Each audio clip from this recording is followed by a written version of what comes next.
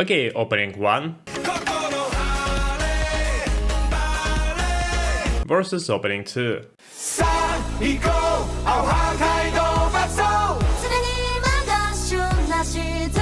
Which one is your pick? Drop it in the comments. Yeah, let's talk about Grand Blue, the top-rated comedy manga of all time. Yeah, higher than Kaguya-sama Lover's War, higher than Great Teacher Nezuko. Is it really that funny?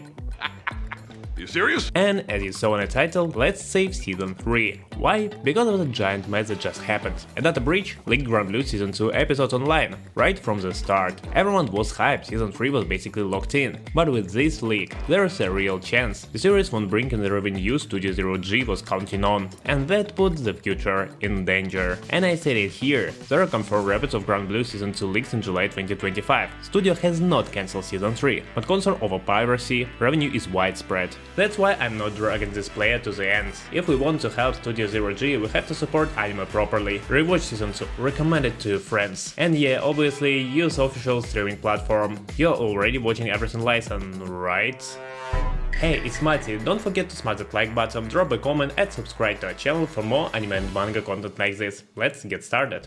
As tradition, let us start with talk about the authors, Kenji Inoue's story and Kimitake Yoshioka art. Kenji Inoue started out as a light novel author, most famously Baka and Test, and Grand Blue is a big leap into a body, grown-up college comedy. He pitched the idea as a story about campus life, diving, and the ridiculous male bonding that happens around booze and scuba, a concept he admits draw on his own life and personal experiences. In interviews and afterwards, he says the diving trips and real-life moments were a direct reference for many senses, which gives the manga its weird mix of heartfelt nostalgia and frat house chaos. Grand Blue began serialization in Kadachi Good Afternoon in April 2014 and quickly became one of the magazine's flagship titles. Kimitake Yoshioka supplies the art that made Grand Blue sing. He's been active as a manga artist since about 2008 and is known for his crisp, expressive line work and impeccable comedic timing in paneling. Yoshioka's character faces and physical comedy are a major reason the series' drunken chaos gags land so hard. He can sell a joke with a single expression. He's told in magazine interviews about digging into the heroines' personalities and make sure the cast remain appealing even when the boys act like absolute idiots. Yoshioka also runs a personal site and posts sketches and commentary on X, so fans can watch his process and side projects pop up.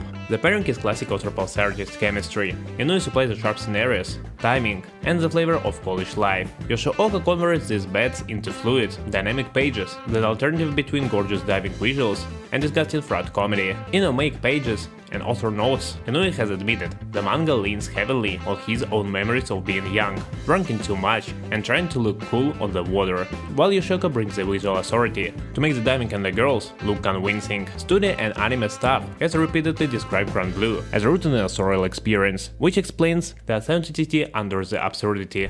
And now let's thank these two Sigmas and goes to their child, Grand Blue manga. Grand Blue follows Iori Kitahara, a college freshman who moves to a seaside town to start university life. He quickly gets pulled to the local diving club, but the club's version of diving life is far from peaceful. It's equal parts scuba gear, reckless partying, dares, and absurd macho posturing. Beneath the chaos, the series returns again and again to themes of friendship, identity in early adulthood, and the contrast between earnest sport and the loud, ridiculous way people bond. Grand Blue is a reduced, high-energy comedy that nails timing and character chemistry. If you want a fun, but read that more about love and vibes than tight plot progression, it is here. But not the plot and dramatic strikes are secondary. Series often functions as a string of memorable gags and set pieces rather than a steadily developing story. For those who want a balance of comedy and meaningful character arcs, it's mixed. And sometimes the non-stop partying and outclassed diving jokes can feel repetitive or off-putting.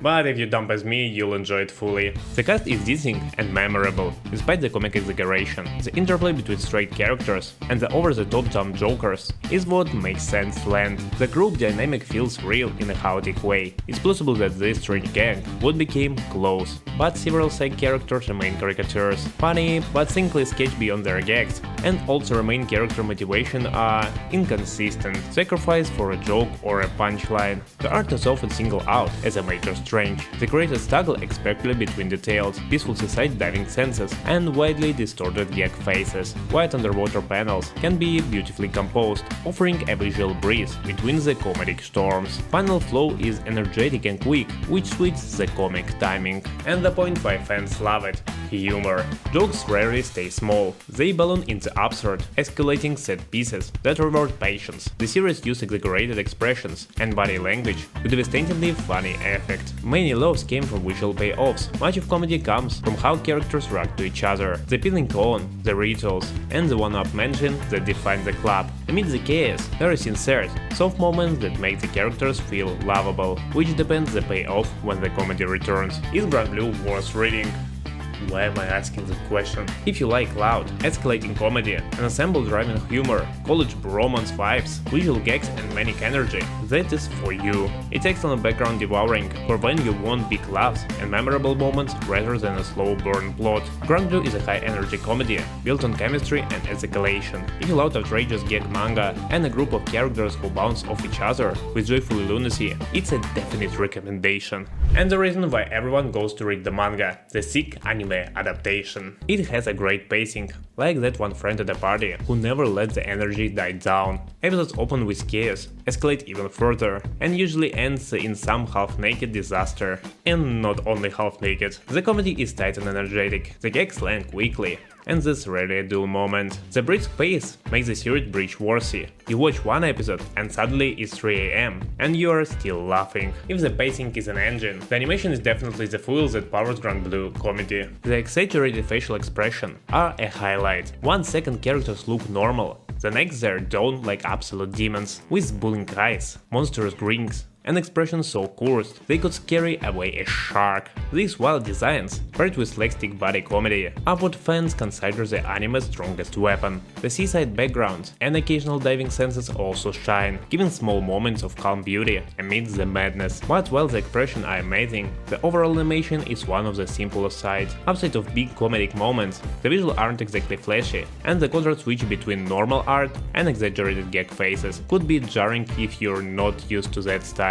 And for real, there's no more to say about the anime. The other good side comes from manga, and the mix of it is awesome. I'm really in love with Grand Blue. The characters became like friends to me, and it's highly recommended to everyone who watched this video. Do you have other opinion on this show? Drop it in the comment below. Don't forget to like this video and subscribe for more anime and manga content like this. Thanks for watching, that was Matty. See you soon.